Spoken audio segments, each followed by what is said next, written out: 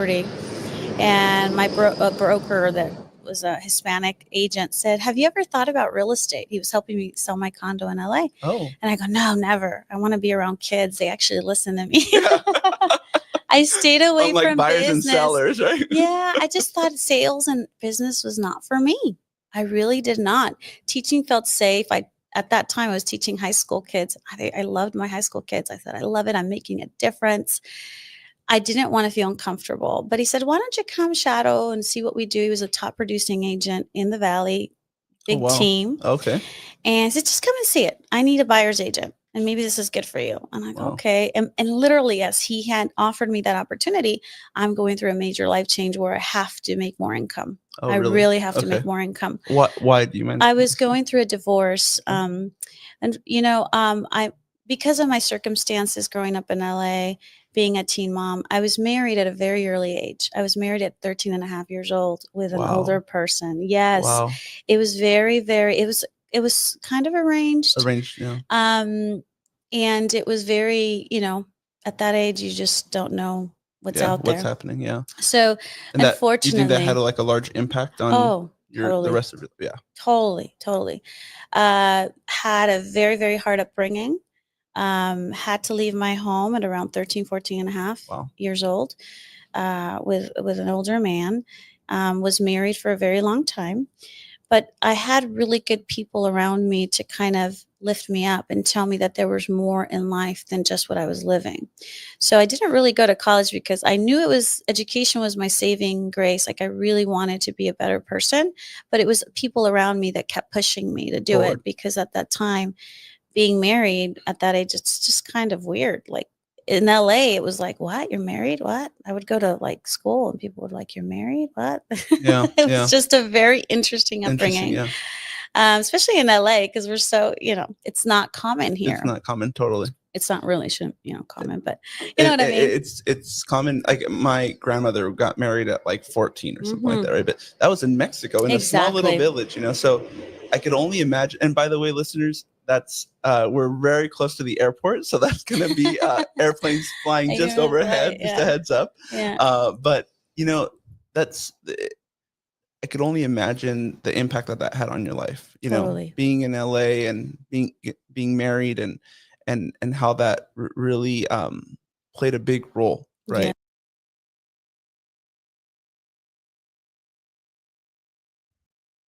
Yeah. Married at 13 and a half. That's absolutely, that's insane. Nobody should be married at 13. Like, and when she said older man, I was like, how old? That's my first question, because if you're over the age of 18, you're a criminal. Even at 17, I would never touch a 13-year-old. Never. Never.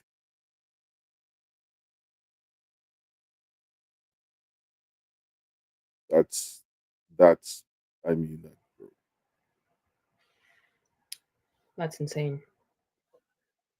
She's talking about it like it wasn't abuse. That's crazy to me. That's what's crazy. yes. I yeah. I don't even want to say. I mean, what do you say about that? I mean, that's what I said. She's talking about it like it's not abuse. That's crazy. There's really nothing more to say. I don't know what else to say. Like, that's like, what the hell do you say to something like that? Like, why does she not understand? Like, I don't know. I don't know. I don't know. I don't know.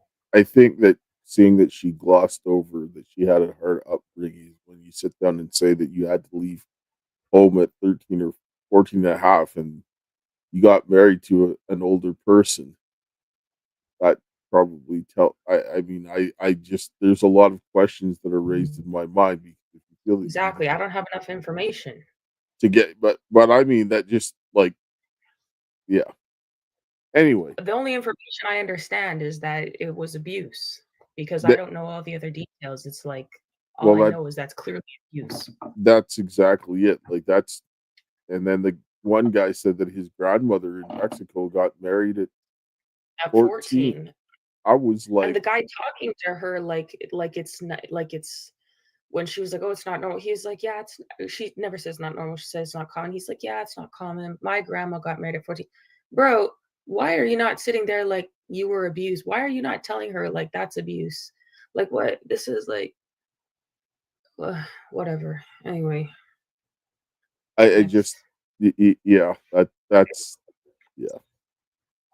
Anyway, we'll continue. When I saw that, it was just, it was something that we really can't, I mean, kind of, so we're going to go in and bring into this. Let's go.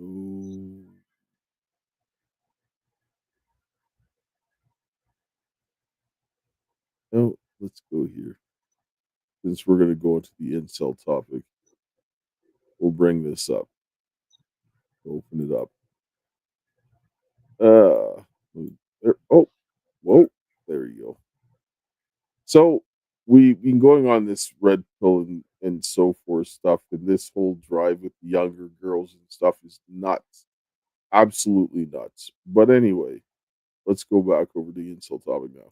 The US is definitely consuming more adult content at a toxic level. We have more incels in our country than other countries. Mhm. The incels in other countries actually do something about it, and they go and they fight in the war and kill people. I salute that. Like, go Okay. and do something, and also they potentially get killed. Uh-huh. In the US, the incels just stalk girls and ruin people's lives. That's Yeah. all they do here. And the biggest common denominator is the obsessive hours they clock daily watching porn. I fucking love sweets, but I'm not a fat ass, am I? Because I don't eat sweets every day because I'm not a fucking idiot. And guys will come to me like, "It's your fault. You put it up." I'm like, bro, Yeah. have a regulator. You watching 4 hours a day, 7 days a week is a fucking problem. You still being a virgin at 28 and not sliding into a real vagina, that's on you, bro. 99% of the followers on OnlyFans are fucking incels and are virgin.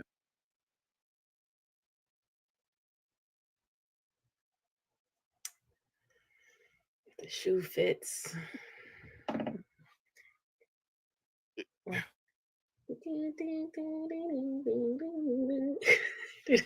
The violin. She very, very much has a disdain for this. Well, it's disgusting. I'm not gonna lie. It is. Those type of men are really a sight to behold. Yes, but they're not born that way. No, but it makes me want to vomit. Yes, it does. And let's start getting into some of these clips here talking about the incels. This is just the intro from some people that did a little study on incels. So we're gonna go through this today. We've been investigating the hidden online world of incels. I have not interacted with a female that is not related to me in over 3 years. They're mostly young men, usually virgins, who can't find a romantic or sexual partner. I must become more attractive. It's my last chance. But on the extreme end, some incels are becoming more menacing. There was quite a few women that I did want to break their nose so they would be ugly. Where staunch incels blame women and attractive men for the reason why they're not in a relationship. Around 60 terror attacks that can be linked to incel actors. We wanted to know who these incels were, what they believed in, and just how extreme it could get. In this two-part investigation, we gain access to a world that is usually closed off, especially to women.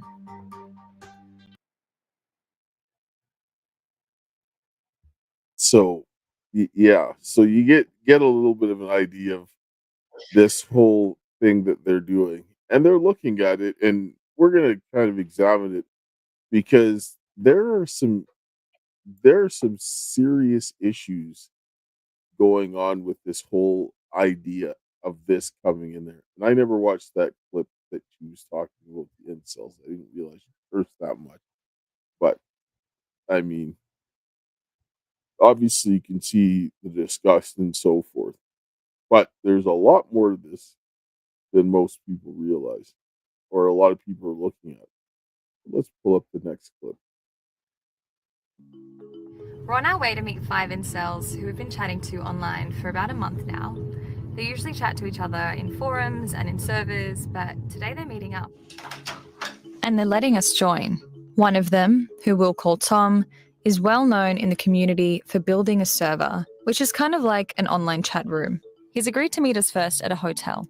There is most likely not a single female on the planet that would be willing to date me. How do you define what an incel is? An incel is someone who is unable to get into a romantic relationship. He's nervous to be on camera and has brought a mask with him to protect his identity. Being an incel has become quite sensationalist.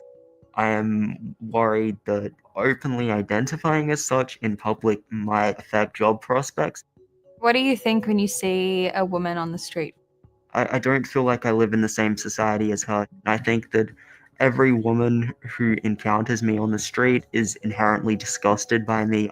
I'm physically unattractive. I'm visibly autistic. And I have no experience speaking to females. Tom casually browsed forums a few years ago in high school. Now he feels so connected to the incel philosophy that he built his own chat room. Sometimes incels can say some edgy statements. Can you give examples? An edgy statement would be something like, I hate all women, all women, every woman is evil. Sometimes a small minority of users, when they're lashing out in anger, might make jokes about sexual violence. I wouldn't paint the server as something too serious. A lot of this is just people just having like fun social interaction, fun banter. In the 20 minutes we spent looking at the chat, we saw Nazi symbols, racial slurs, and unsurprisingly, hate towards women. This is an example of an incel and a female beefing with each other. Mm-hmm. The female said, y'all are boring, and this incel responded in anger. You want to read the message? No. Wow, he didn't even want to read the message. Honestly, oh, you want to say something first? Your mic is off, but honestly, this disgusts me. This makes me want to vomit. First of all, their levels of their inability to be rational or have critical thinking. Do you know how they behave? They behave like the traffic victims of women who think that no one will ever love them ever again, or women who have been abused. And now they think that no one will ever love them and they're too worthless or their problems are too hard. They sound like literally how I used to think when I was like, oh, my life is too difficult. No man wants to like deal with this because it's too scary. And everyone says that what we're dealing with is too serious, but they're all a bunch of pansies. That's how women think when they're scared, they're sad, they're afraid that they're going to be alone. They're behaving like women. They hate women because they're acting like them. They don't know how to act like men. And I don't know how for them to do that. But I don't even talk about men the way these men talk about women. And I have been trafficked. I have been trafficked as a child and again as an adult. Was trafficked in the foster care system. I don't even hate men the way that these people hate women. This doesn't make sense to me. But I don't understand this level of irrationality. Remember, there's a level of grooming going on inside of the schools, right? And the breaking down of the ability for people to do things, the natural challenges that men would go through, they're taking those away. And women, they're just taking away and everybody gets a prize from showing up. So you're not going through any adversity, right? And then now we're going to kind of bring back another clip. Let's get that here. But we're going to see how this whole thing is kind of all going back together, right? So this is... they're weak. What? You said they're weak. Yes, they are weak, but it wasn't like they... Disgusting. Yes. And when you look at the guy that said there, he's visually... 8 billion people on the planet, one girl on the planet would sleep with you. At least, very least one, more than one would. Yes, but remember the guy said he's visually autistic. Like, people can tell that he's autistic, and there's autism rates on the rise. autism Do you affects. know that there's Down syndrome people who are like having relationships and sleeping around? Just hold Not that on. that's I correct. get this, but there's a reason for this. Autism is affecting boys more than girls, and there's an exponential rise in autism coming around now, right? That started like not long before this, right? And so then and then Lisa Ann talked about the pornography, but then we'll bring back a clip of her talking on the pornography just to refresh people's memories. Do you think that porn encourages human trafficking? I do. I think porn has, since the internet, has had a lot of negative effects. I mean, there's the couples that I meet on the road that come in that enjoy my movies, and there's that where I'm like, oh, that's so wonderful. But that might be a 5 to a 10%. Yeah.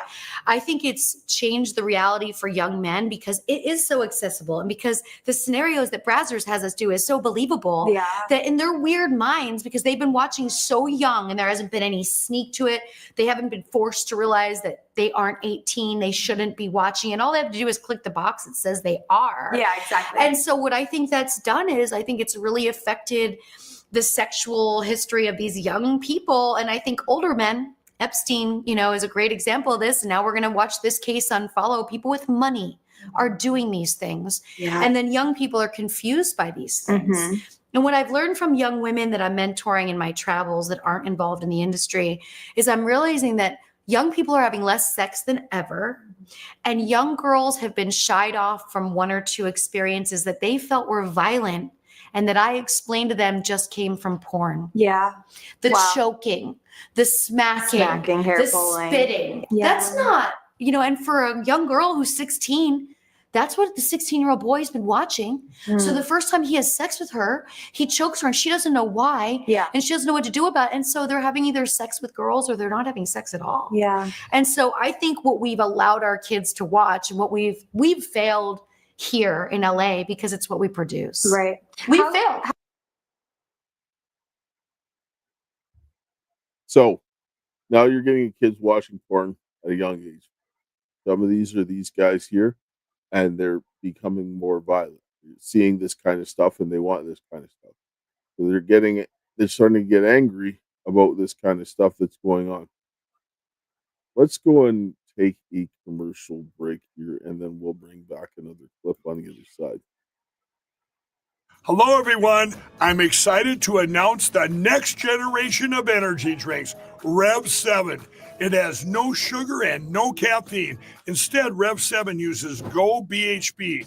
Go BHB is one of the body's primary ketones, and it provides the most efficient and clean fuel that your body needs. It also helps you stay energized all day with no crashes. Not only that, it produces 3 times more brain energy than sugar, which helps boost your memory, focus, and mental sharpness.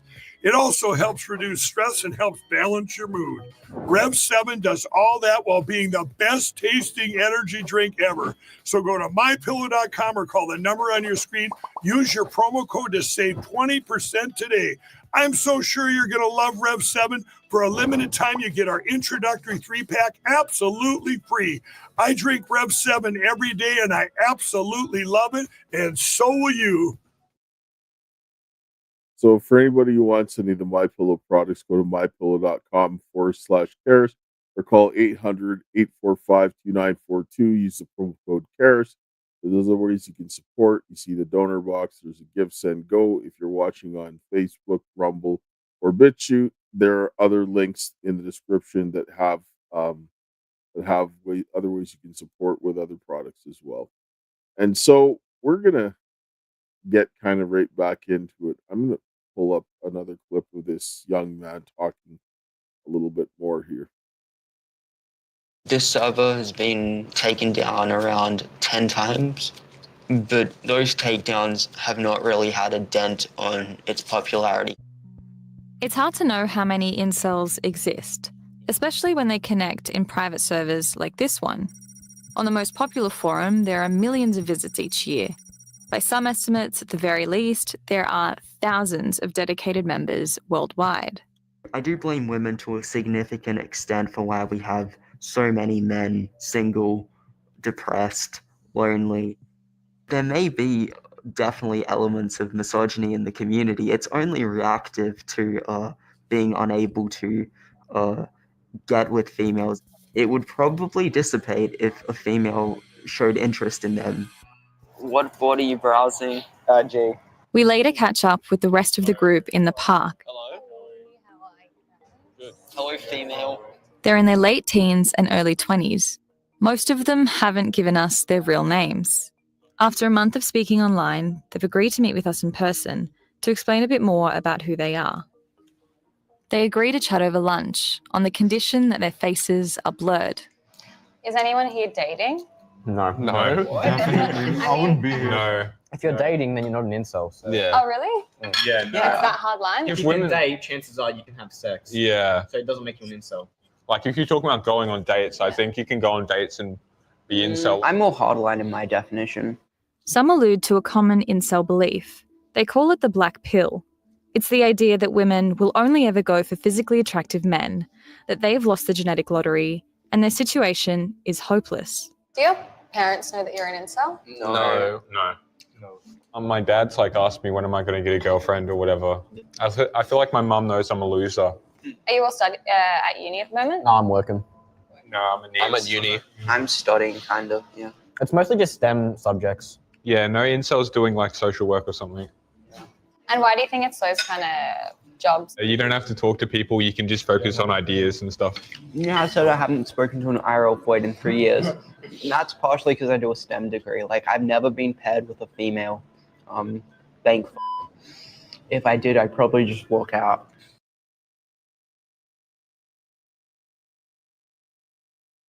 Do you remember what that woman said the other day about how women are only going to respect a man who's attractive, and if an unattractive man speaks to her, she'll say, shut the F up, blah, blah, blah. Remember that? And if her husband even done something she doesn't appreciate, she'll say, shut the F up. Who do you think you... She is the cause of men like this. Yes, they're helping definitely to create it. That attitude, absolutely. That makes me more angry. Yes. Sick. Yes. It's yes, it is. And so we know that. I couldn't see what? my face. I said I couldn't see a woman like that in my face. I would need to pray to God for a lot of patience. Well, yes, and we're going to bring back, because Lisa had talked about what the effect of the porn was on the boys when they were becoming more violent and more aggressive. Well, then let's listen to what this woman says again. Things a little bit more. Right. But as we know, what we see in pornography online can be extreme. Is not normal. It depends what type of pornography you're watching. That's what I would say. Okay. When you look back and reflect on the fact that you had access to this pornography and were looking at it from the age of 11, and not just you, any Gen Z who's got a smartphone, does that suggest to you that maybe your generation has been let down by politicians or the tech companies or even parents? I think it's hard because sex is a part of life, and I don't. But not when you're 11.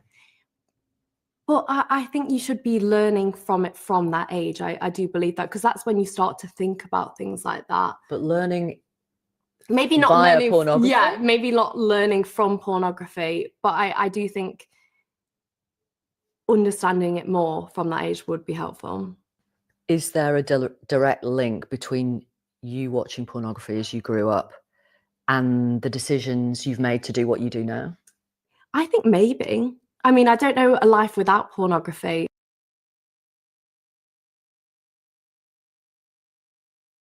I don't know a life without pornography is crazy. Yes. And she's doing things that are very, very unhinged, and she's extremely hypersexual, and she's doing things that are far more provocative and degrading. She's doing it for money. And the boundaries erased in her mind. And and remember that she's going and getting the younger, her and like people like Bonnie Blue, they're grooming the younger ones, younger boys that are watching the pornography and seeing the stuff that they're doing. And it's just going to continue to fuel this type of behavior. right? You're seeing it isn't just coming from one side, right? This is not a one-way problem, right? Yeah, honestly, I hate to be like that, but everyone is so weak, and I'm at the point where I'm just disgusted. I'm so disgusted with the level of weakness with the men and women in society today. It's disturbing on levels that cannot even be explained or articulated well within any language that I know. Like I'm just like, really? Like, seriously?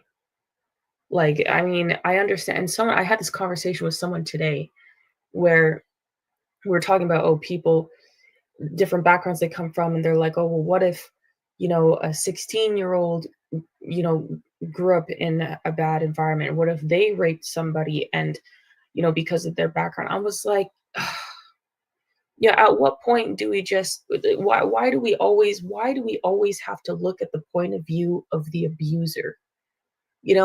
Like, kids are one thing because you have to investigate and find out what's gone on. And she said she had this happen since she was 11, even though she doesn't understand that it was abuse. That's crazy.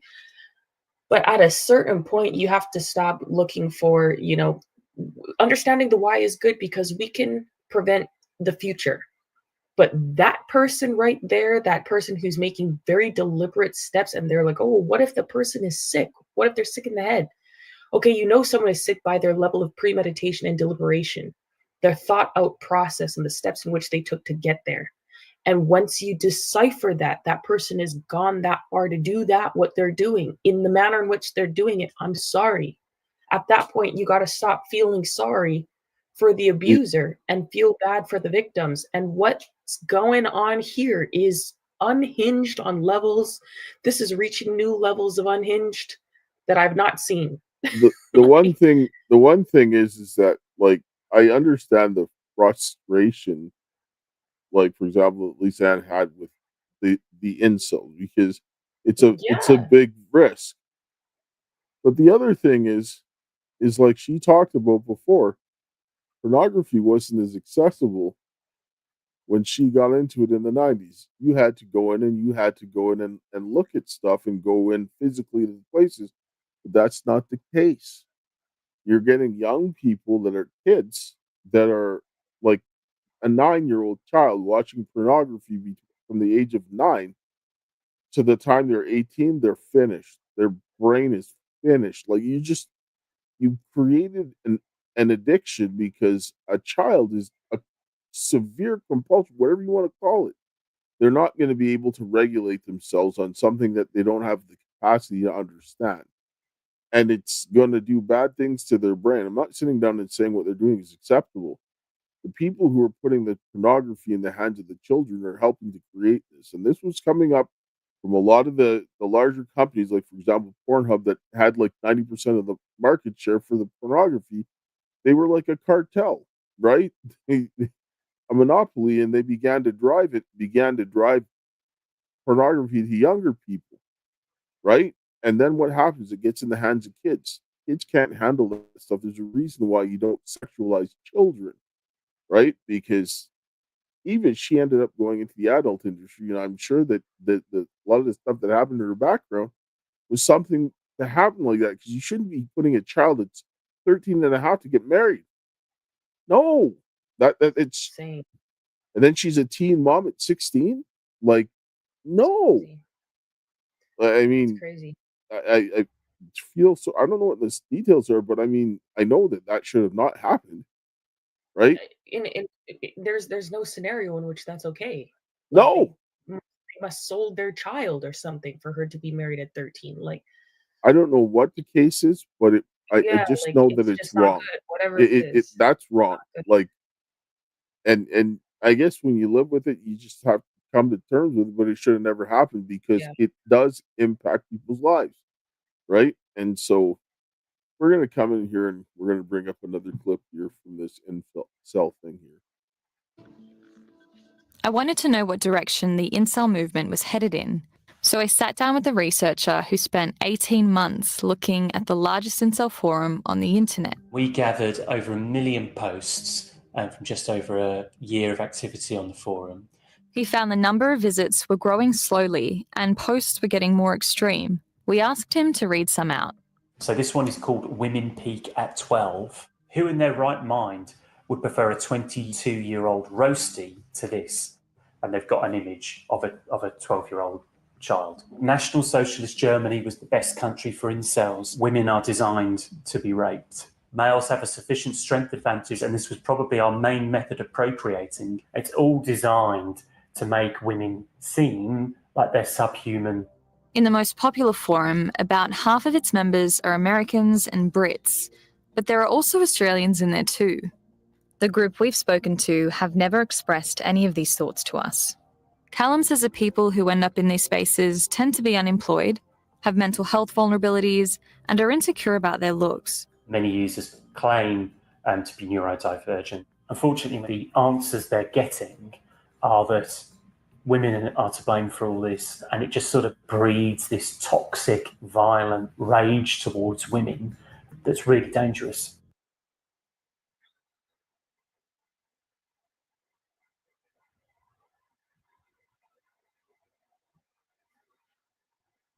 I said thoughts. Sorry, I was talking to myself. Again, I don't have sympathy. I don't have sympathy for like these people. I have been through so much hell and so much trauma, and I still am confident in what I'm capable of doing. I know my strengths, I know my weaknesses, I know what I have to work on. I'm sitting here working to the bone, losing soldiers, little teeth, losing literal teeth. And like, you know what? Gotta keep going. You know, like I deal with so much stuff every day. Like I have to deal with the stress of the work that we're doing, flashbacks, night terrors. I've been waking up in the middle of the night having terrors, physically shaking, my body physically shaking from feeling like I'm going to collapse. I've been losing my vision in the last couple of weeks and literally passing out. And I don't think this way because everything I've been through, and I can feel my body shutting down. Like it's just, you know, it's just life. You keep going until the end. But I don't understand. Like I don't sit down and be like, all men are evil. All men are like disgusting. All men are like rapists, or all men are. I don't do that. I can't understand this weak level subhuman type mentality. Like this stuff makes me want to throw up. Because I'm like, I have gone through hell and back, and I'm sitting here like, yeah, there's still greatness in life. There's still great people, and there's a chance for me to have a family and serve God with this man and raise soldiers for the kingdom and go to heaven and be peaceful for all eternity and, you know, save humanity in some way or the other. Obviously, evil will always persist, but you know what I'm saying? I will help be peaceful, like the world be more peaceful. I don't know how these men who create circumstances. I don't create circumstances. I don't know how to like do all the chess, the 5D chess, but I can submit to an amazing man that will do that, and I will. But the thing is, how do these men not be like, how do I create the circumstances for this? It's not like it's not even like I'm super tall, like super skinny, like supermodel, you know, type person or whatever. I'm just an average everyday person. But it's like, I know what my skills are. I know what I'm good at. Why can't these guys rationally think as men, this is what I'm capable of doing. This is how I can be an asset to somebody. Let me capitalize on what I'm good at. Like, and get something that way. Like, you don't have any reason to complain. Like, why are you complaining? Like, women complain. But remember that again, a lot of this is the environment they've been put in to take away the natural challenge. This is why when I tell people, I said men are not like women, and they're like, oh no, they want to traumatize. I'm like, listen, man, the guy needs to go through some hard stuff. He might get hurt, but he's gonna learn. Right? There wasn't the same kind of problem when I was a kid. It was not to this magnitude because they took, yeah, there was some weak kids, but whatever. Like, I remember a kid, he was getting beat up. His dad's like, he ain't coming to his house, so you get up and fight, right? He was like, you're not going to, like, you might get beat up, but you better stand up for yourself, right? So they put them in challenges where they have to go through adversity, where this is getting taken away. The autism rates are going up, right? This is coming from all this kind of stuff that they're injecting in the children, and it's rising at an exponential rate as they're flooding pornography in there. And then you're getting this messaging, like the guy said, I lost the genetic lottery. I'm ugly. I have no chance of getting a woman, right? And then let's bring back a clip here. Well, go ahead. What you're telling me is, when I have a son, I'm going to make his life as difficult as possible.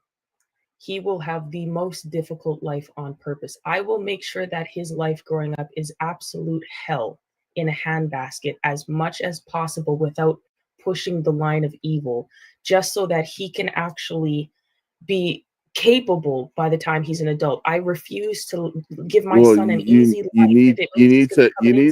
need to have a man to do that. You need to have a man to do that. Yes.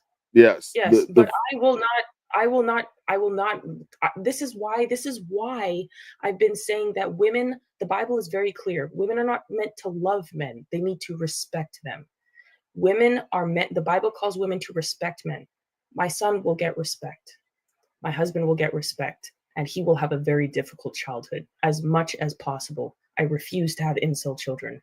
Well, listen. To give up and weaken let's bring this back here so that we can hear what this woman was saying about what drives a woman's sexual desire.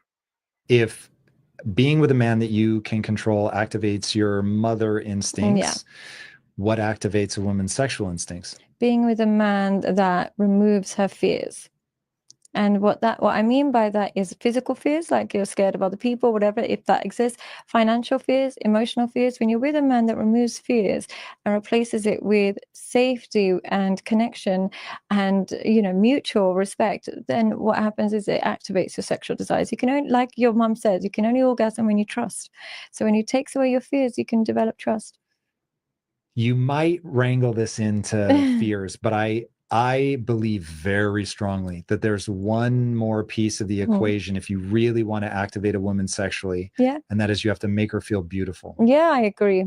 I really agree. I genuinely think that a lot of women, when they deny men sex, it's really because they haven't felt beautiful in so long. So they think that if you don't find me beautiful, what is the point? Women, again, I know I keep using the word narcissistic when it comes to women, but our sexual experience is narcissistic. How much we enjoy it is entirely based with how you make us feel, how beautiful and loved you make us feel. And this is one of the reasons why I know I keep going back to pornography. I encourage men never to watch pornography when they're growing up, when they're young, because what happens is they develop a dysfunction, erectile dysfunction, and when a remote woman doesn't feel attractive, she can never desire you again. If a man can't keep his erection in the first couple of times, if they haven't established safety and they haven't got their loving relationship, but first couple of times he can't keep an erection, that woman cannot sexually desire you again, because you make her feel so ugly in that moment, even though it's got nothing to do with you. Even though it might have nothing to do, the man's like inability to perform may have nothing to do with me, but women take it so personal, and they'll never desire him again, ever. Whereas another man who makes her feel like like a goddess, she will desire him again and again. So it's in your best interest to not worry about what move or what angle or whatever. Just stroke her ego in that moment. This woman is nurturing her manipulation, and she's saying that women's sexual desires are all narcissistic, but then telling them to feed her ego instead of actually bonding with her on a mental and emotional level. Like, a lot of counselors will tell you that intimacy doesn't start in the moment itself. It starts in the morning, in the mind, in the interactions that you have with your spouse throughout the day. Because if you maintain that positive connectivity with your spouse, then when you get to the actual interaction, your mind, your body, and your emotions have prepared for the anticipation of that interaction. What she's saying is true in part where it comes down to, okay, well, if a woman feels unattractive, she's going to feel like she cannot perform. That's not narcissistic. That's her feeling like she cannot meet your needs as a spouse, feeling incapable, and then being worried that she might be replaced because she can't fill your desires. That is a woman's desire to please her spouse and worrying about failure to perform. That's not narcissism. The part where she was like, oh, well, she can only enjoy herself if you're pleasing her. This woman is like, I can't believe that she's saying this with her chest, all these things with her chest, like the way that she's doing this. Yes, because what she's actually telling people to do, and there are fools that are going to listen to her, is to go ahead. The way the guy was is crazy. to go ahead and make more narcissistic women. That's the last thing you want. Feed their ego. Oh yes, because when their egos are fed and they're on their high horse and you're not good enough, they will treat you like a dog. Yes, because now it's giving her, it's saying that she's narcissistic, but and she's trying to blame you for the problem, but also feed her ego so she can stomp on you while she already feels bad for something that has nothing to do with her. And it's actually something that you need help and support with. It's like, if you're feeding someone's ego, you're doing it wrong. I don't care what anybody exactly says. You should never have to do that. Somebody says feed my ego, I'm like, goodbye.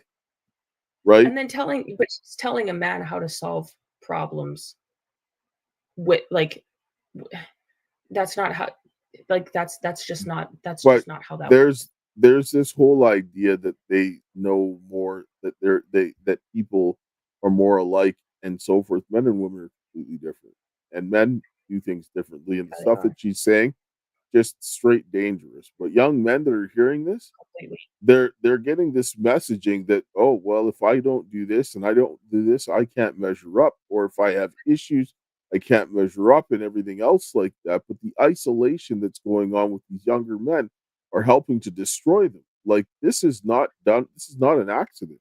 This is not just. Did you hear? What? Go ahead. Sorry. Finish. Go ahead. No, go ahead. Did you hear when she said, because we heard this we played this clip a couple times, and she said, like, your mom says you can only orgasm when you trust. I'm like, whose mom told them that, and why? Like, why was that just slid in like that? Did you see that, how that portion of how that was just slid in the middle of all of that nonsense that she said? Yes. That was really disturbing. That was very disturbing. Yes. But you're doing things that's going to help break your trust.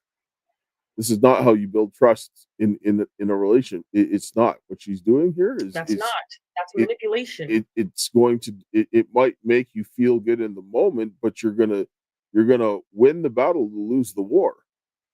And this is what's happening. You want to get that immediate gratification, and you're sacrificing your long-term future for it. This is where we're having so many problems. Anyway, I mean, we're running up on time on this. We need to go in and continue this on the other side, because this is something that is a big problem, and there is a ton of factors that are affecting this. It's not just as simple as pornography. It's not. There is a lot more to this. I'm going to close here with a prayer. Lord knows we need a lot of prayer on this situation. And yeah, we'll come back on the other side. I'll give you final thoughts. Heavenly Father, Lord, we thank you for this day. We thank you for your love, grace, and mercy. We thank you for the hope that you've given us this day. Open our hearts and our minds to your will. And, oh Father, this day I ask of you in the name of Jesus to help the men and the women to come together, and that the men would humble ourselves before God, and that we would lead our families to rebuild them, to rebuild the churches, the community, and our nation, that we can have some protection for the children and help to correct this wickedness that's been going on, is my prayer. In Jesus' name, amen. Amen. Thanks, Dad, for the prayer as always. Yeah, I'm sorry. The lot of you doing this nonsense are weak, and it's just unacceptable. I don't feel sorry for any of you in this situation. I'm sorry to put it bluntly, plain and simple. You need to do better. You need to fix yourself. Get over it. Get over yourself. Do the work. Make yourself better. And just get the results that you want. Anyways, we'll catch you guys in the next one on the other side. And to my dearest Karis, until we meet again, my friend, and we will ciao.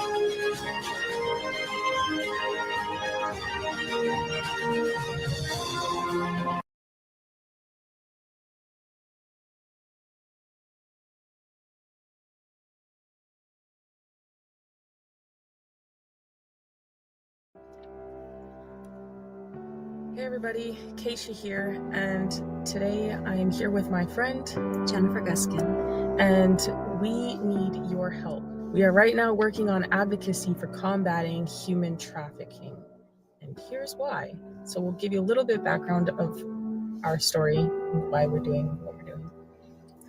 I was adopted as an infant by a couple who sold me throughout my childhood. I have been to Epstein Island and on multiple Lolita Express types of flights as a child. After I went public, Child Protective Services opened a substance-exposed newborn case, even though all tests came back negative, and they told me that if I wouldn't stop posting on social media, I would never see my daughter again.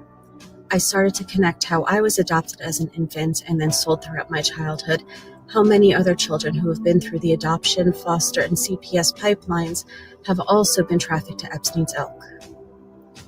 And as many of you guys know already, based on the work that we do at the Karis Project, I'm an American Indian born in Canada under the Jade Treaty.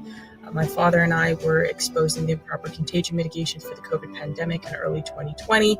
As a result of this, I lost everything: a house, cars, corporate assets, jobs. Bank accounts were shut down in Canada, and I fled to the US as an American Indian, fully documented, and was trafficked by rogue agents in ICE and other agents in the government, and forced to live with single American men. I was even imprisoned for 7 months initially, and then trafficked throughout the states.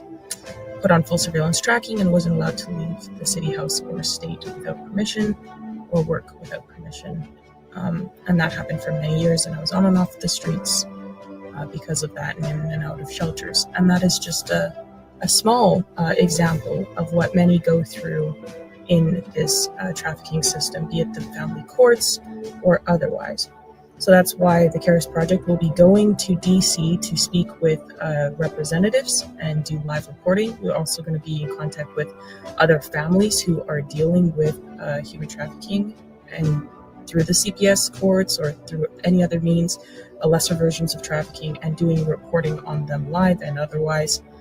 We will also be working on, we ultimately want to shine light on what's going on with the trafficking here in the US. And We also want to meet with various agencies in DC, and we'll be going back and forth for training sessions and other things so that we can be better equipped to help people deal with resolving some of the issues that we're seeing. We will also be putting forth petitions in government to help people get justice, and that's something that we have been working on already so far. We have some petitions that have recently been filed in the state of Colorado, Michigan, Texas, and Arizona, and we will be continuing. But we can't do this on our own. We will be traveling to events and training courses, as well as DC on a consistent basis. We also have to get acceptable equipment, such as computers, cameras, interview gear, etc. There will be other miscellaneous costs that would also be like gas, food, and rooms if necessary. So that is why we are working towards combating human trafficking, and that is exactly why we need your help. We cannot do this alone, and most what the Karis Project does is on its own dime. And so we do love and appreciate each and every one of you that support us and all the work that we do. As many of you know, we also live stream on Lindell TV every day. And everything we do, like I said, is on our own dime. So we appreciate all the love and support and all the people who do donate. And we would very much love and appreciate that still. Thank you everybody for your time and considerations. And thank you for all the support. And we will catch you guys in the next one, and hopefully we might see you guys in the future and come across you and maybe be able to do some great things together. Hello, everybody, and welcome to the Karis Project podcast. We are back again to talk more about this whole incel issue, and I mean, this is a big problem. So, Kaysha, you want to kind of ease us into this? Yeah, it would seem that you incels, the lot of you, are terrorizing the country. And we're going to discuss some of the problem and solutions that's been going on with that. So I guess we'll get into it. Yes, and this was a clip that we looked at this. I don't even know her name. I just saw it. She never said her name in any of the stuff. But this is what she's talking about, the issue with the lack of touch. And once I started actually practicing massage as a career, I realized how much we are lacking this in our society and how underappreciated it is, like under prioritized. It's kind of a luxury in our culture. It's not a luxury in other cultures. In fact, when you go to Thailand, if you get a massage, it's super cheap, so cheap because locals get it every day. They get body work. It's part of their culture. And here in the States, it is rather expensive, and you can only really get weekly massage if you have like a pretty substantial disposable income. But it is such a gift. So let's get into it. We evolved to be touched. Humans are biologically wired for physical closeness.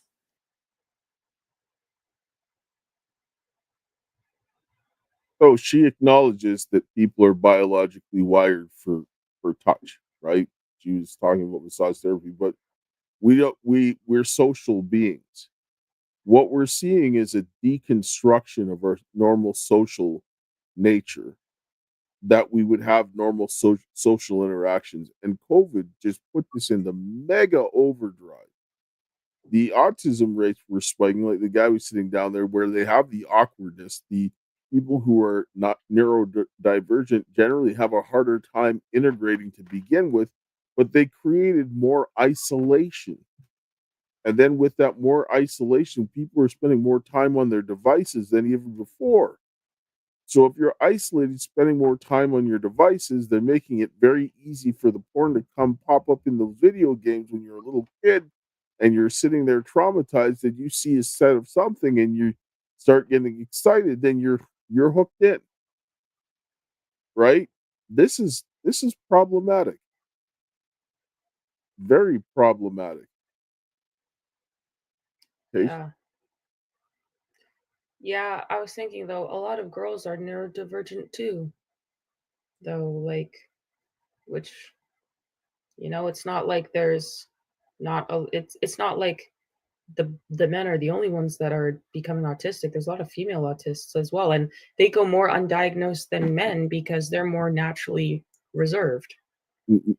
Yes, but the rates between boys and girls that are autistic, it's not even close. It's like a I large. wonder why that is. What? I said I wonder why that is. Well, and a lot of it's artificially induced because the number of it used to be like 1 in 5,000. Now it's like what going between 1 in 36 and 1 in 24. Like, so there's a larger growing segment of autistic kids, and then all the other different issues. So you're seeing a larger amount of people that are going to have difficulty interacting as they're now beginning to. Then you have this rise in the red pill that says you have to have 6 figures, 6-pack, 6 feet, whatever, or 6 inches, whatever it is. But this is where the people are like, I've lost the genetic lottery. Now you're having all of these people that are like, well, a lot of the women are looking at those people as who they need to get. And these guys, large amount of guys are getting cut out. So, and then they're already having porn thrown at them at younger and younger ages. This is where this is becoming a problem. So red pill is making those incels, fueling the rage and resentment of those incels because they'll never have any of those things, and fueling their anger and almost like inciting their anger and violence. Like they're kindling the flames of fire in those people, because if you're not already 6 feet and you're not naturally attractive, then you'll never have that. And it won't matter if you have money, if that's the case of the standard that you have to go by, because then those other, like, your money won't matter, because if a woman's only going to respect you because you're attractive and 6 foot, then you're screwed. But that's not the case at all. That's stupidity. I mean, Elon Musk is autistic. He's very clearly autistic, and every woman is fighting to have his child after they see what Ashley, whatever her name is. yeah. So let's bring up another clip of this guy talking about this situation. But not all incels hate women and subscribe to the extreme end of things. Some go to great lengths to attract them. I am making some gains. For Raymond, he's hoping the gym is the answer. In YouTube videos, he talks about his journey to self-improvement, and so far he's had 500,000 views. Hey guys, what's up? Decline here. I am 30 and still alone. We're about an hour out of Melbourne and meet Raymond as he heads to the gym. I go to the gym 6 days a week. I want to build a good amount of muscle and get lean and shredded. It seems that a lot of people have been successful with that. I still haven't had a successful one-on-one encounter with a girl. Why do you think you've not had much success with women? Firstly, I'm a very small guy. Like 6 foot guys are a lot more successful. I don't know how to talk to women or anyone. Up until now, most of the incels that we'd spoken to were virgins, but that's not the case with Raymond. It has been some time since I had any sexual encounter that was not paid. I met some couples for threesomes, MMF threesomes, and I found them not really fulfilling. Everybody has those same desires to want to feel desired and wanted and loved. I don't subscribe to a lot of the common views of, say, black pill incels. Like, not everything is determined by your genes. These groups, I feel, have kind of hijacked the term. Raymond is hoping to have changed his luck with women by his mid-30s. If I haven't succeeded, I'll probably start focusing on other things, maybe just enjoying my life and just rotting, as I say. I'll go back to my video games, start watching anime again, and maybe get a job.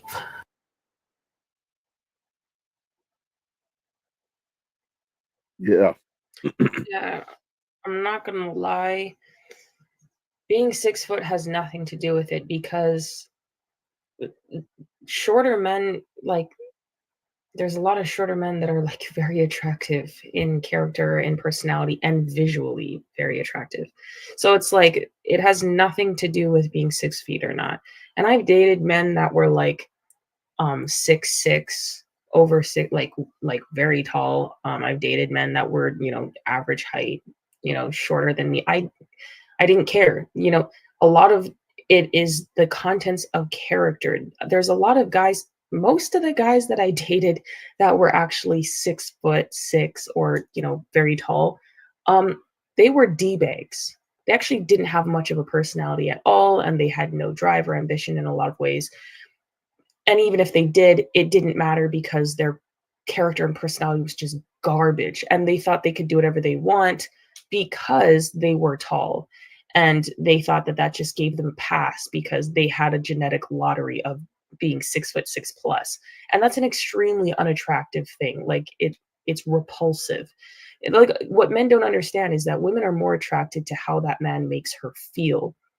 A woman won't even consider, a man could be very attractive and a woman would not even consider him as an option because she doesn't even know that he is an option. So she's just going around like, la, la, la, la, la.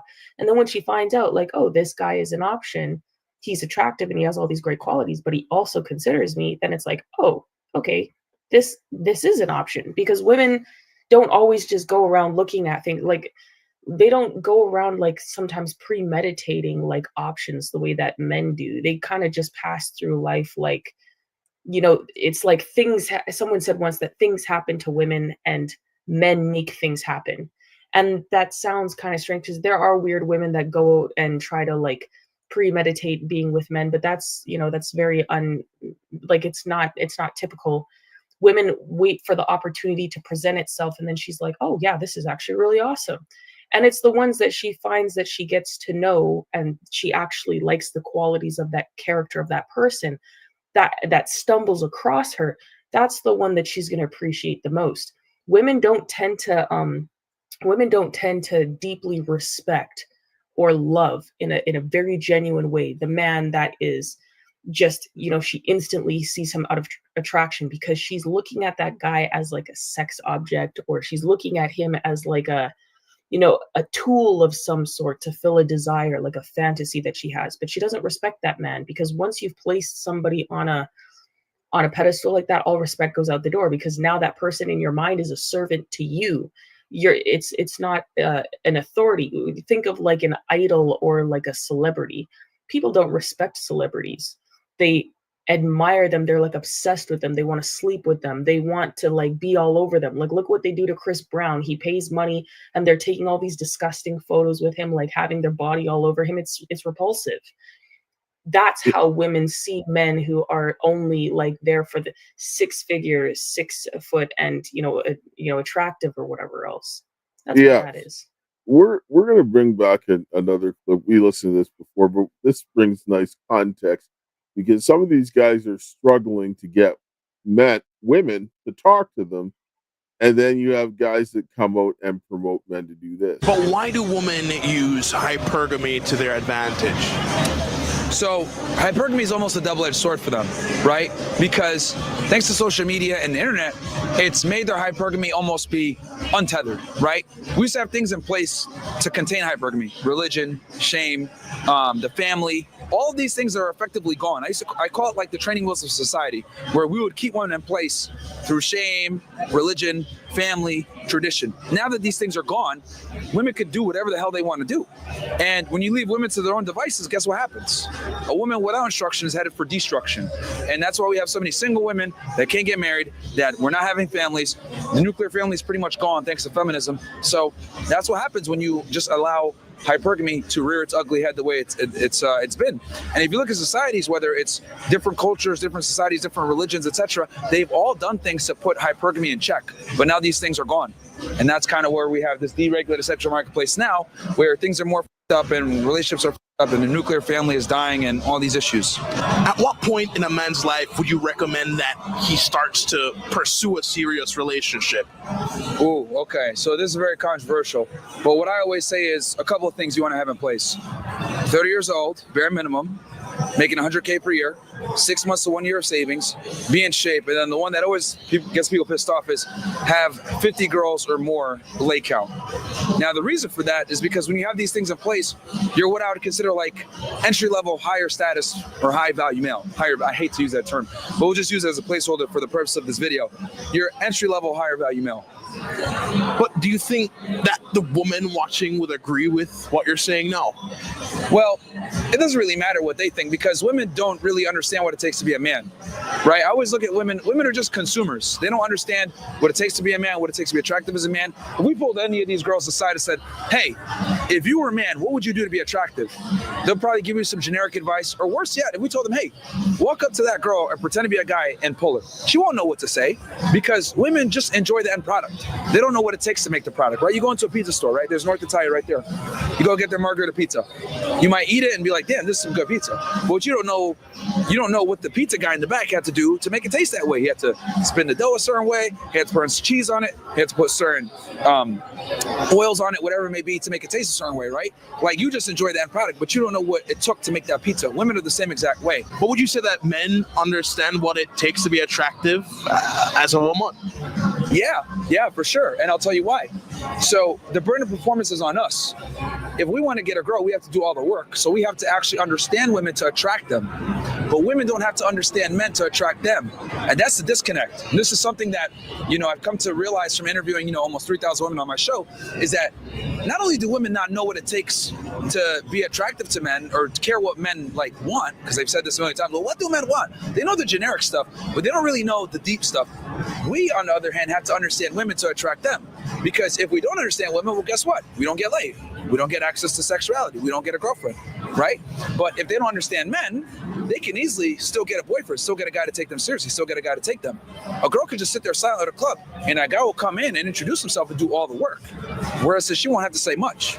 So women have this privilege where they don't have to understand men to attract them, but we absolutely must understand them to attract them.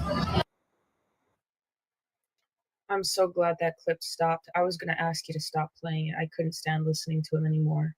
My ears were physically bleeding. Are we sure these people are not autistic? They're using female rubrics and metrics to determine how to get women. A plus B equals C. If we use this equation, it'll always result in this outcome. Failing to realize that each individual person has a completely different aspect to bring to that equation, and those things might not equal what you're putting forth. You are creating a premeditated calculation for how your end result is going to be with each different person when you don't even know the person and don't have the information to judge if that person is going to operate under that rubric.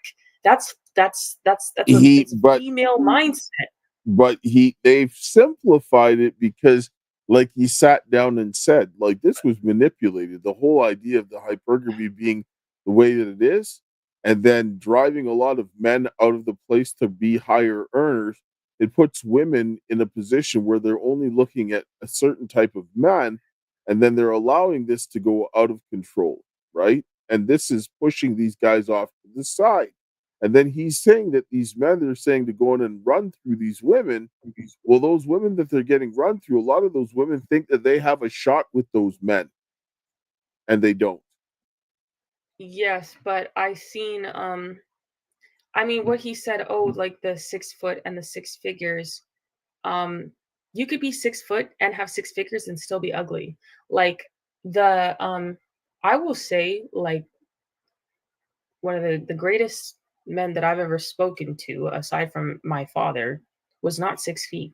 Very intelligent man, very kind, very patient, genuine, very intelligent, quite intelligent, has his wits about him, very capable, very strong, not 6 foot. I don't know what his financial status is. I don't care. His financial status could have been like average. I would not care. The dude is amazing, not 6 feet. and it doesn't matter. Like, men don't understand, like, to say that it doesn't matter what women think in regards to what makes a man attractive. That's the woman that wants to sleep with you. Do you realize that when a woman looks at you and she's just looking at 6 foot, 6 figure, and your body count, women, first of all, a lot of women are repulsed by men. If a man came up to me and said, I intentionally went out of my way to collect this body of women, I would be disgusted. I'd be like, where's your critical thinking, bro?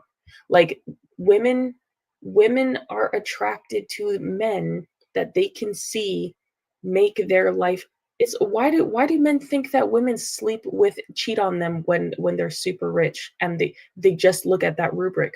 Women will cheat on them with, like, someone at Because work they're or someone told that they doesn't just have. need the financial security, and that's That's what not so it, many. yeah. But you're wiring women, you're putting such a high priority on money. This is what society does, and all the imagery that's going on.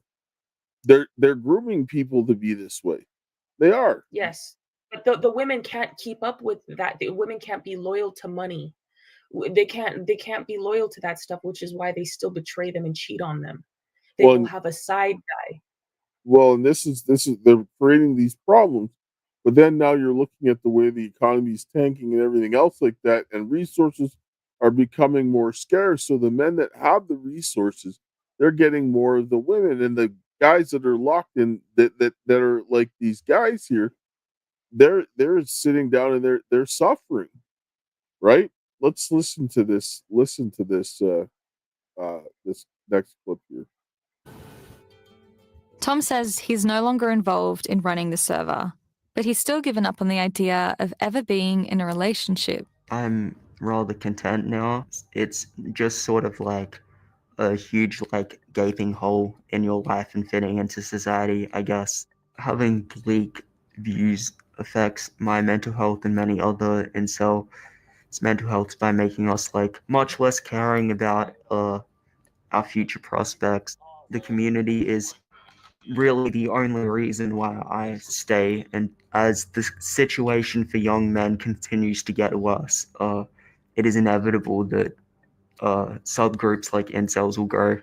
In the next part of our investigation, we look at how much of this online hate can spill out into the real world. A man obsessed with guns. With an online history of misogyny. Killed his mother and 4 others. Having all these violent fantasies, constantly thinking about it, rape, violence, murder.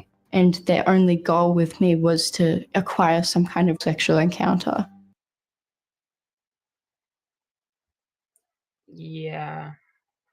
A lot of men, no, God forbid, my son in the future will have a very difficult childhood. I'm sorry. That's all this is telling me. My son will not live an easy childhood, and I will make him earn every compliment, and everything that I give him will be from his earned efforts, and everything that he can trace back to a capability that he has worked hard to gain himself. Nothing will be just because I feel like it or just because I want to give you A for effort. There will be no such thing as A for effort. He will suffer the indignation of his mother. I'm sorry. After seeing this, I'm like, no. Their life was too easy.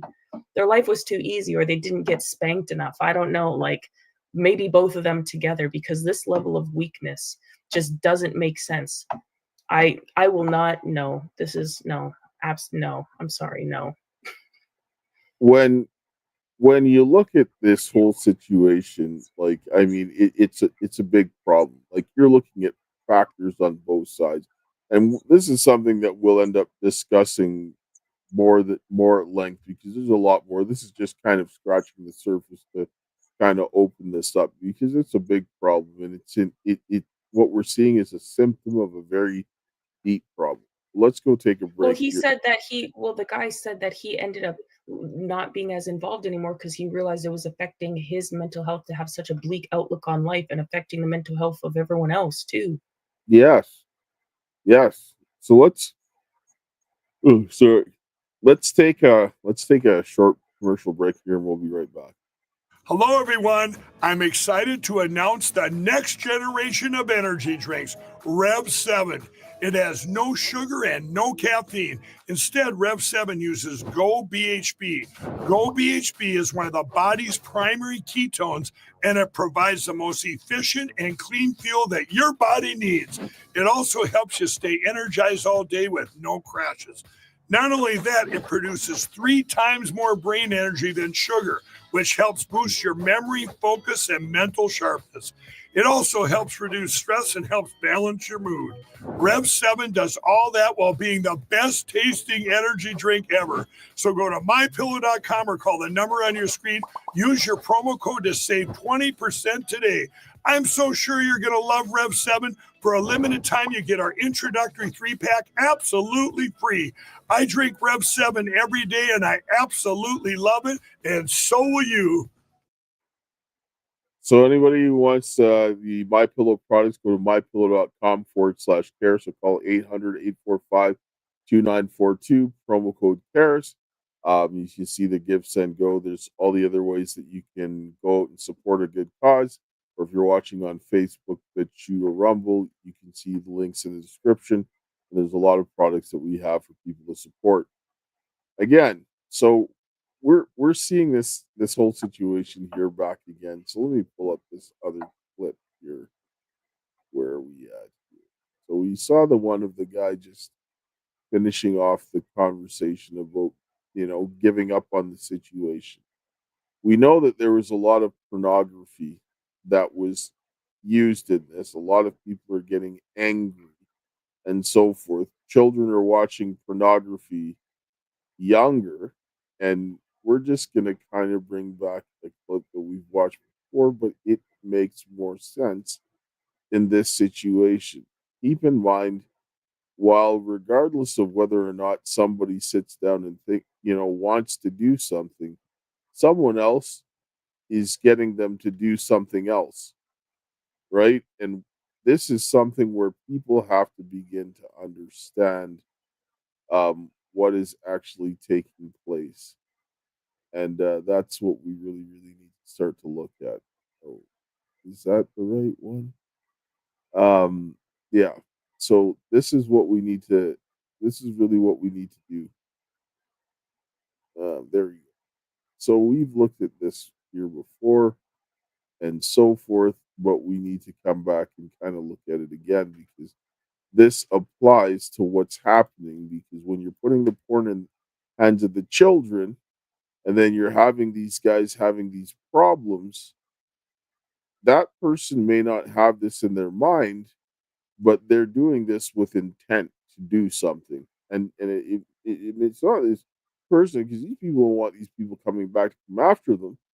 But at the end of the day, they're getting to do stuff, and people who are creating this stuff are making sure it gets in the hands of children. Yeah, it's been really incredible to see women like you taking, this message and using, porn as a platform for it, which is just so different. I mean, porn before was always, this dirty, seedy underbelly of media, and, it was just to get guys hard and that's it. But now it's like it's become so much more complex, and there's a message behind it now, and it's just like it's evolved into something so much bigger than just porn, and it's been such an exciting thing to witness.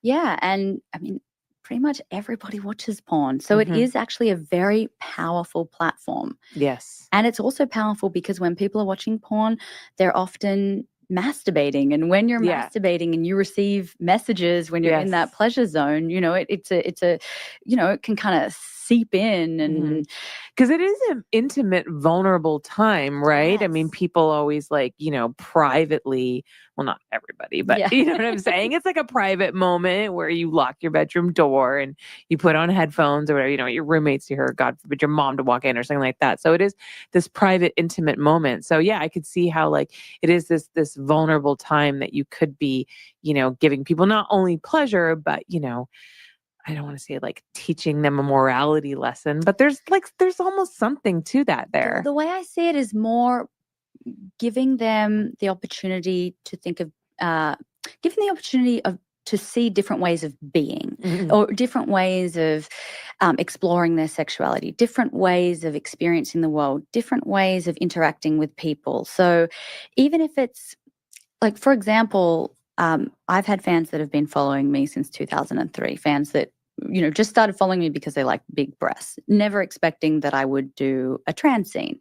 And now, because they followed me through this time, they may have never expected to enjoy watching a trans scene themselves, but because they're my fan, they've committed to watching the movie, and then suddenly they watch it and, wow, they're exposed to a different, a different kind of sex that they end up enjoying. You know, I like that there's this, in that vulnerable space where you're masturbating, you're open to new ideas, and it's in the privacy mostly of your own home. And so, yeah, I like being exposed to myself. I like being exposed to different ideas and different ways of being. And I hope that my fans do too. Have you had any feedback from?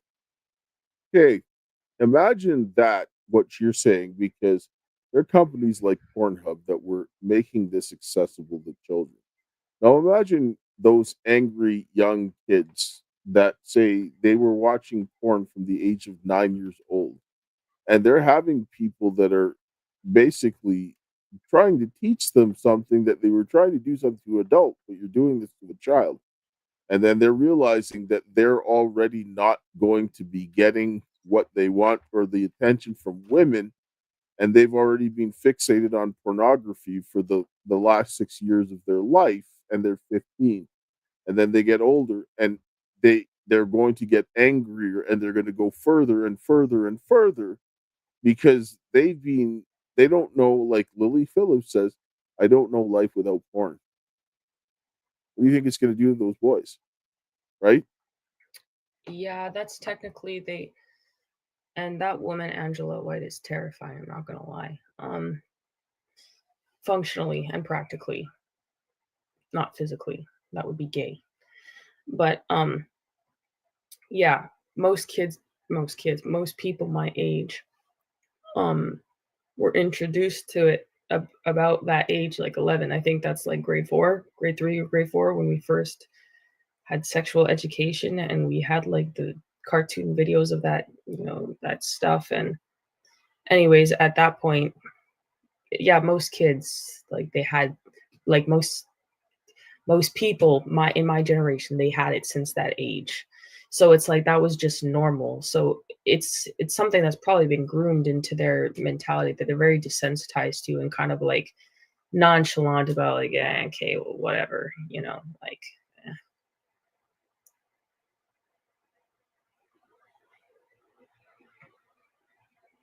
Yeah. So this is where, I mean, we need to start looking at situations in a very different light, and start looking at the whole circumstance around what's going on. Because a lot of these people that are doing this, they're not looking to go ahead and put this in the hands of 9-year-old children, but it's getting there. Regardless of whatever you think of this or not, this isn't the issue. The thing is that the issue is that someone is taking things of these women and men that are in this industry, and they're pushing it into the hands of children deliberately. Right? Say what you'd like about what those people are doing, and something that I'm not a fan of, but I don't hate these people or anything else, but people are going after the people. The people that are putting the stuff in the hands of children are not these people. They're not going out and handing it out to children, but there are people who are doing it. And a lot of these companies are using these men and women in these situations. A lot of the women, obviously, because of market to the boys, to go and push this into the hands of children so that they can go and instruct children. Right? This is a big problem, because people are creating the circumstances for more of these incels to come. This is not random. Yeah, and a lot of men today, they don't understand. Like he said, when that, I think the guy's Jamaican. I don't know. He sounds Jamaican, or seems Jamaican to me. I don't know. Yeah. That was interviewing Myron, when he was asking, does women opinion matter on what they like and stuff? And he said no, because men think like that. They're completely delusional about women's interest or not, because someone today asked if I was gay when I was in Washington with Jen today. And someone thought that Jen and I were dating just because I was neutral in conversation with him. And I was happy-go-lucky in my conversation with her. Like, I'm a very monotone, neutral person, but she's kind of like a really happy-go-lucky person. And we were just interacting well. But because I had boundaries with him, he thought I was gay. Like, men today have no, and I was like, when I went to the bathroom, he asked her if I was gay.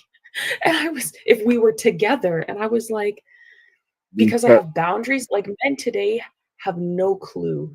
Like they're so used to women having no boundaries that when women actually do have boundaries, they're like, oh, she doesn't like me. She must be gay. That's exactly the whole point. They're getting a lot of women with boundaries, and then they're changing the way that the men that they're attracted to. And so they're giving them this thing, and then they're telling them that you deserve everything and that you could do whatever you want. And so a lot of these girls that are like, I mean, not even attractive as some of those guys that we saw in the incel thing, they want the most attractive men.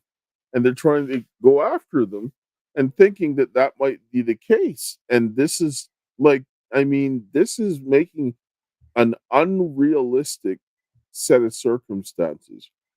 But I want to come back to the situation. You'll understand after this conversation, like this flip here, why certain women they use in these situations, unbeknownst to themselves, because if the women understood what they were doing, they wouldn't be doing it. And they ended up finding out later. But this is why, like a woman like, for example, Angela White and all these other women, they're using them because of this. And when Lisa Ann said this made a lot of sense. What is your greatest passion in life and why? Much love and respect. Keep up the awesome work. Lawrence. What is your greatest passion in life and why? Lawrence, this may be one of the best podcast questions I've ever gotten.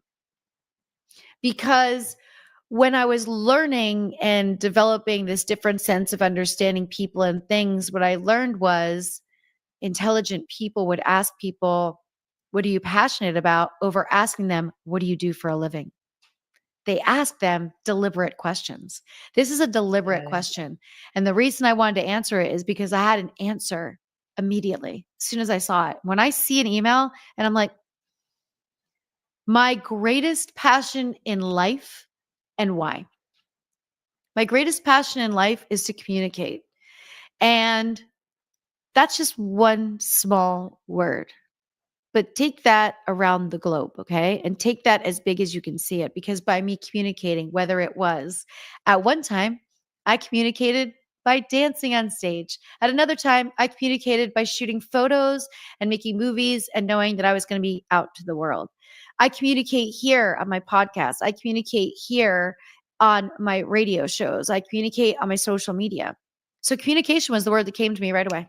So why overthink it? Why think, no, that can't be it? So I actually sat for 15 minutes, Lawrence, and I was like, how could you explain what you mean by your greatest passion is to communicate?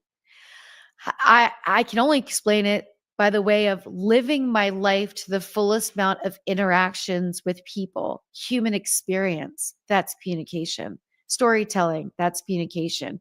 Making time for work colleagues to expand something. That's communication. My entire existence is really truly based on one thing. It's communicating. And as simple as that is, I'm passionate about it because it makes me happy, because it keeps me open-minded, keeps me vibrant, keeps me from aging, keeps me understanding generations, old, young, new, old. Like, it keeps me learning and growing. Because when you're communicating all the time, you got to have shit to say. So you're constantly listening to other people communicate, and you find yourself really finding pleasure in how someone tells a story or how someone, McAfee, if you're a McAfee fan, you know the vibe you feel when you watch the show, when he is communicating with us, when they are in the room communicating with each other, we feel this energy. You could be having a bad day at work and they make you laugh. You look forward to it. I look forward to giving that. I also look forward to receiving it. I appreciate it from others, but my entire being has somehow been quietly about communication. And when I get to travel the world and go to these events, like I was just in Switzerland for Extasia, I get to communicate with people that I never even knew that I would see in real life. That I would, maybe I talked to them on Twitter, but I never knew we'd cross paths and shake hands and hug. So that level of shared experience is another way I'm defining communication.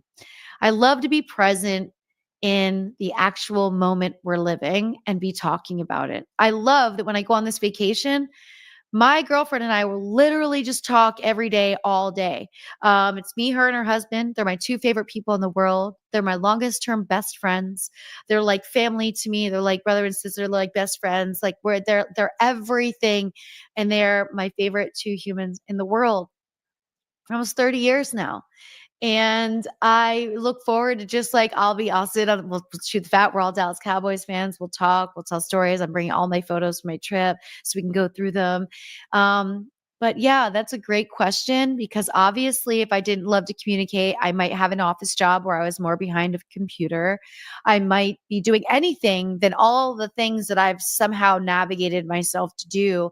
They've all stemmed from communication. So, Lawrence, that was a real thinker and I loved it. But as soon as I saw it, the word communication came to my mind. My greatest passion is sharing myself in the present moment by communicating. And it could be body language, it can be talking, it can be telling a story. That is why they use women. You look at the fact that women, you go across communications, you go in business, women dominate that field because women are natural communicators. They're biologically designed to do that. They're good, very good at transmitting information from one person to another because they're designed to transmit information from the husband to the children, from one child to the next. They have to be very good communicators in that way. But what people don't realize, and when she talks about when she was on the pole, when she was a dancer, she would communicate through that. And when she's doing her movies the same way that Angela White talked about it. But there's a bunch of men that are sitting up in office towers that are taking what she was doing and what, say, Angela White and all these other women are doing, and they're using that desire to communicate so that they can go and instruct other people that these women don't want to be instructed. I'm sure some of them that are warped, that you see these younger girls that are completely just, they're like, their brains are cooked because they were watching pornography since they're kids. They don't, their sense of moral compass has gone way off kilter because it's been erased, because people designed that to be that way by pushing this in and allowing them to communicate those ideas to people that don't have a chance when they put that situation into the children. Right? Like where Pornhub, they had like 90% of the market share. And then they started to drive this pedophilia and making sure that it got into the hands of children. And then you're wondering why you're seeing a rise of incels? Yeah, these incels need to understand that women are attracted to men that create circumstances. When you said that women are supposed to get the information from their husband and translate and communicate that information from the husband to the children and other people, women love men like that. Women, when they see men like that, they're attracted to that. That has nothing to do with a man's money, his height, or even his visual. He could be an average looking guy, and if she comes across a guy like that, she'll be happy. Now, I've come across like a guy like that, and he does things and says things where I'm just like, oh, whoa, like, and I learn from it, and I'm able to use it in real time in other problems. I've not really met very many men like that in my lifetime, and I don't think there's very many in this generation of people, because of how what you're describing right now, how they've kind of like, they've really destroyed a lot of men's natural tendencies, but women are attracted to that. They're obviously, you have to be visually attracted to somebody, of course, and yes, that's fine. I'm just saying that the main thing that keeps a woman loyal and keeps her retention and her captivity of her mind and her emotions is when she sees that that man is able to give her knowledge and information and teach her, and she sees the impact of that knowledge on her life and how she can translate that to help others, because women love communication. I'm like Lisa Anna that way. I love communication and sharing things with people, and I'm better at doing that when I listen to this guy's information. It's incredible. It's like, it's the best feeling in the world. I don't know how to describe it. So that's literally mostly what men just need to do. Yes, but they created feminism played a large part in doing this to start pushing men back on their heels, and they used women to do this, right? And some women were like, okay, well, I want this, this, and this, and they felt to the moment. But as they were progressing, the people that were pushing this agenda that were men, they understood where this was going. There was a lot of people that pre-planned this. You look at the way that the government is working and how the government has put in structure into places to disadvantage men in a lot of situations. Laws are structured for men. If they get out of line, they're going to get punished. There's no if, what, ands, or buts. And it's very skewed in a lot of ways. And then now you have this whole idea where more women are going into school.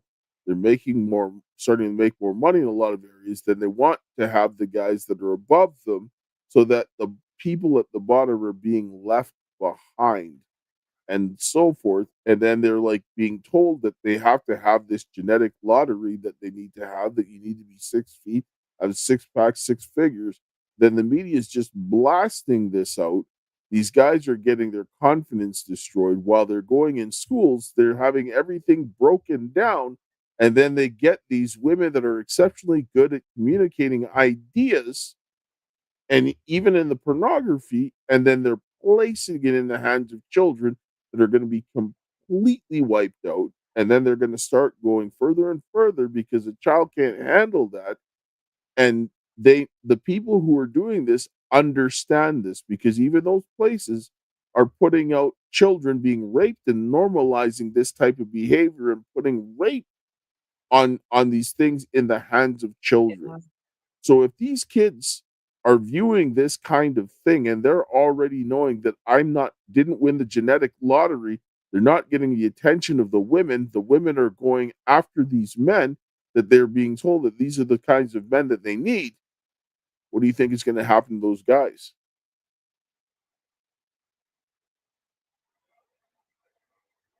What's going to happen? Sorry. Well, those guys are just getting, that's why you're seeing these guys getting violent and snapping.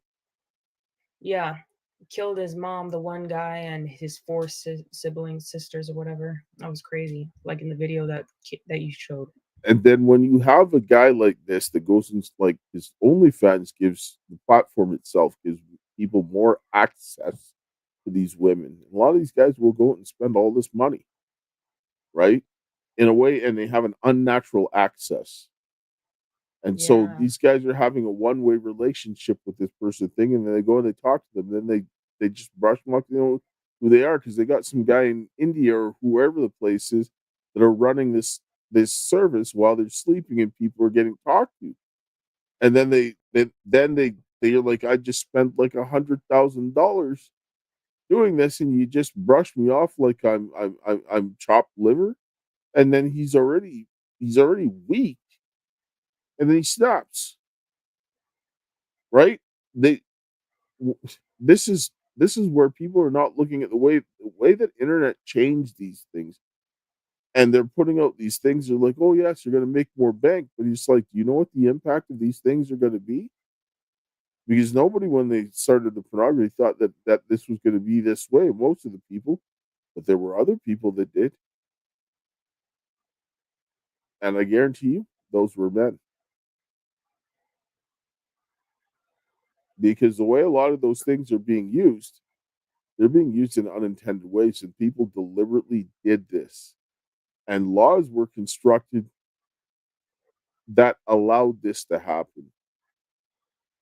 This is why this is a situation. If the women think they're going to win this all by themselves, not going to happen. No, And the women got to work together on this one. That's really the whole point. Yeah. That's why, like, people, I told someone today, like, respectfully, don't hand me over to women. I'm sorry. If you want to do something to help, give me access to the men so that they can do certain things with my dad, because I was like, women, we're not going to pull ourselves out of this. And putting a bunch of women to work together to deal with something is not going to solve the issue, like, straight up and down. Look, men need to, yeah. Like I sit down and say, Lisa has she's an extremely intelligent woman. Very intelligent.